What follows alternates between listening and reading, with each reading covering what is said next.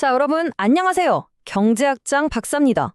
무역하면 혹시 어떤 그림이 그려지시나요? 뭔가 나라끼리 서로 이기려고 치열하게 싸우는 그런 모습이 떠오르시나요?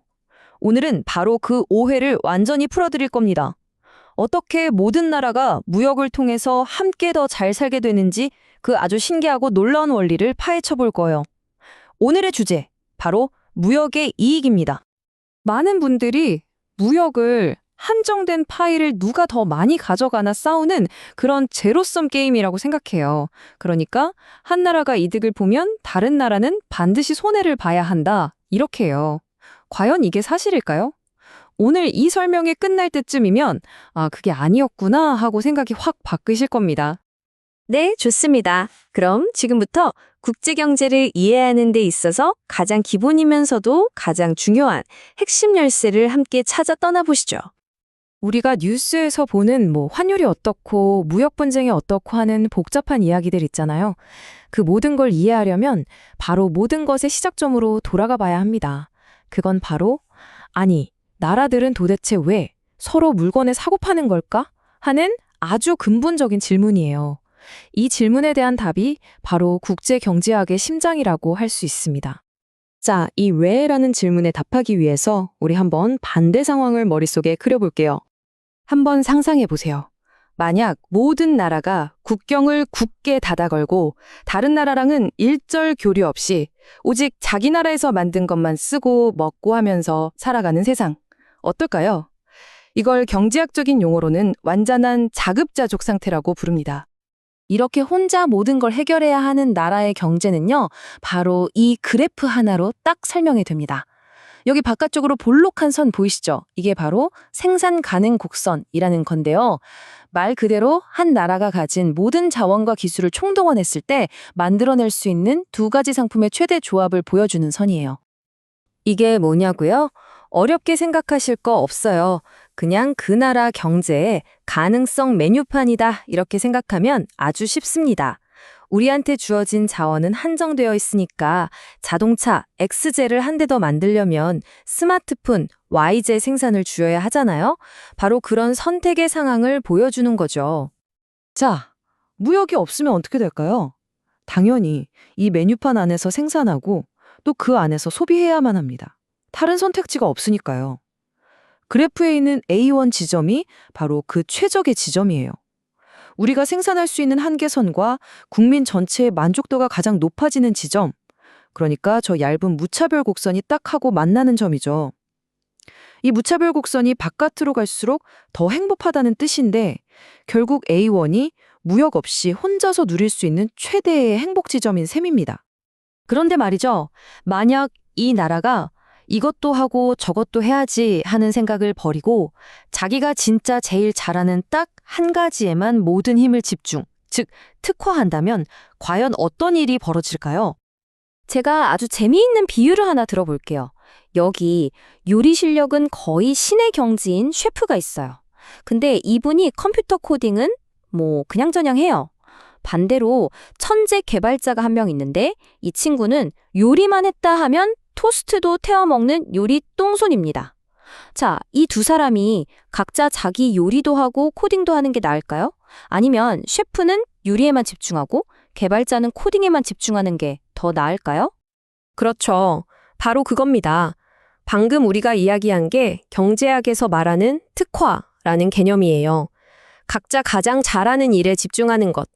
이게 바로 개인이나 회사가 아니라 국가 단위로 일어나면 그때부터 국제무역의 마법 같은 기적이 시작되는 겁니다. 자, 다시 그래프를 한번 보실까요? 이 나라가 아주 과감한 결정을 내립니다. 좋아, 우리는 우리가 상대적으로 더 잘 만드는 X제 생산에 올인하겠다. 그 결과 생산점은 원래 A1에서 X제 생산을 최대로 늘린 치점으로 쭉 이동합니다.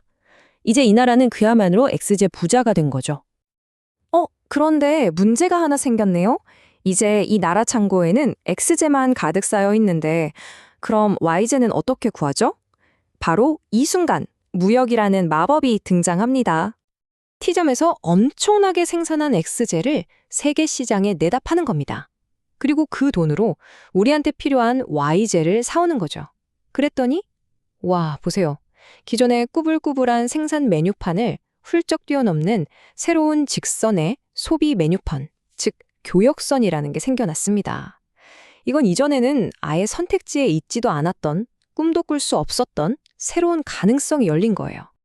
그리고 마침내 이 새로운 소비 메뉴판 위에서 A2라는 지점을 딱 고를 수 있게 된 겁니다. 자, A2 지점을 한번 보세요.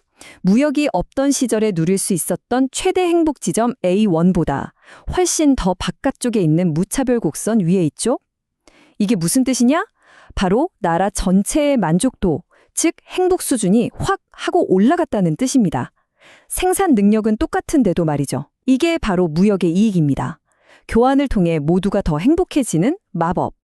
여기서 정말 중요한 포인트는요, 이 이익이 절대 일방적인 게 아니라는 사실입니다. 우리가 XJ 특화에서 이득을 보는 바로 그 순간에 우리와 거래하는 상대방 나라는 YJ 특화에서 우리와 똑같은 원리로 이득을 보고 있다는 거죠.